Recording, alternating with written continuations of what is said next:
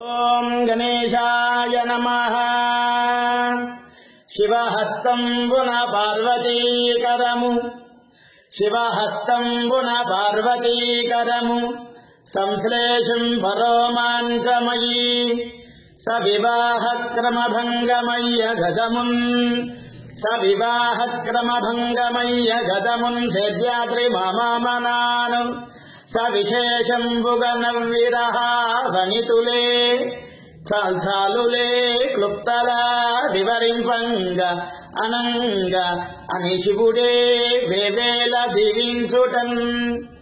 పరమశివుడు పార్వతీ అమ్మవారి యొక్క చేతిని పట్టుకున్నారు. పాణిగ్రహణం కళ్యాణం, దివ్య లీలా కళ్యాణం జరిగింది. అక్కడ ఉన్నటువంటి పార్వతీ అమ్మవారి యొక్క చెలికత్తలు ఎవరైతే ఉన్నారో వాళ్ళందరూ కూడా చక్కగా నవ్వారట, ఆనందించారట. అప్పుడు పరమశివుడు చిరునవ్వుతోనే అందరినీ ఆశీర్వదించారు.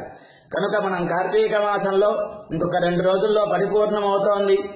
వారి వారి శక్తిని అనుసరించి జపము, హోమము, అర్చన, అభిషేకము, దానము, దీపారాధన, కార్తీక మాస స్నానం, నదీ స్నానం అనేటువంటివి ఎన్నో చేస్తూ ఉన్నాం. ఇంకా మనం కొన్ని చేయలేకపోతున్నాం. వచ్చే సంవత్సరమైనా బాగా చేయాలి.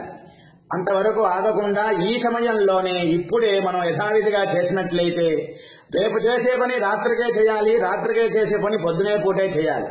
ఎప్పుడూ కూడా నాగా అనేటువంటిది పెట్టకూడదు. వచ్చే సంవత్సరం కుదురుతుందో లేదో మనం చెప్పలేం కదా. అందుకని దూర్జటి శ్రీకాళహస్తీశ్వర శతకంలో ఆ స్వామి, ఆ గురువులు ఇలా చెబుతారు: దంతంబుల్ పడనప్పుడే తనువునందు ఆరోఢి ఉన్నప్పుడే కాంతా సంగము రోజనప్పుడే జరాక్రాంతంబుగా అనప్పుడే కురుల్ వెలవెలగా అనప్పుడే నిను తలంపుగా వలయుగా శ్రీకాళహస్తీశ్వర. అక్షరాలు స్పష్టంగా పలకాలంటే దంతాలు బాగుండాలి. కృష్ణ అంటే పర్వాలా, కృష అంటాం దంతాలు లేనప్పుడు. కాబట్టి దంతములు ఉన్న సమయంలోనే ఆ అక్షరాలని స్పష్టంగా పలుకుతాం. గురువులు చెబుతారు అక్షరాలకి అద్దాలు పగలాలి అంటారు. వధ అంటే చెప్పటం, వధ అంటే చంపటం. దేహి అనగా అడగటం, దేహి అంటే ఇవ్వటం అన్నమాట. మనం ఇస్తున్నామా, తీసుకుంటున్నామా, చెబుతున్నామా, చంపుతున్నామా, అక్కడ ఉన్నటువంటి అర్థాన్ని బట్టి మారిపోతూ ఉంటుంది.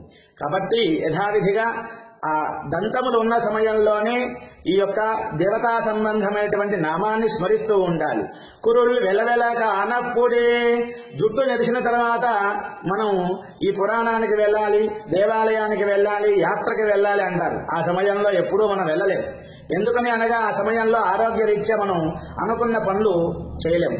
కాబట్టి మన యొక్క శరీరం పటుత్వం ఉన్నప్పుడే చేయాలి. అదేవిధంగా ఒక మనిషి ఎన్ని సంవత్సరాలు జీవించవచ్చు? వేదమంత్ర ప్రమాణంగా శతమానం భవతి అంటాం కదా. శతం అంటే 100 కాదు, వేదార్థంలో 1000 అని అర్థం అన్నమాట. స్థూల శరీరం, సూక్ష్మ శరీరం, కారణ శరీరం, ఈ 3 శరీరాలు ఒక్కొక్క శరీరానికి 300 చొప్పున 3 3 900, అసలు శతం 100, మొత్తం 1000 సంవత్సరాలు జీవించవచ్చు. పూర్వకాలంలో త్రేతాయుగంలో రాముల వారి యొక్క తండ్రి దశరథ మహారాజు గారికి 60,000 దివ్య సంవత్సరాల సమయంలో పుత్రకామేష్టి యాగం చేశారు. రామచంద్రస్వామి, లక్ష్మణుడు, భరతుడు, శత్రుఘ్నుడు పుట్టారు. పెద్దవాళ్ళు అయ్యారు. 16 సంవత్సరాలు దాటినాయి. వెంటనే ఆయన దశరథ మహారాజు గారు ఒక దర్పణం దగ్గరికి వెళ్ళారు, అనగా అద్దం దగ్గరికి వెళ్ళారు. మనం అందరం కూడా పొద్దున పూట మొహం కడుక్కున్న తర్వాత అద్దంలో చూస్తూ ఉంటాంగా.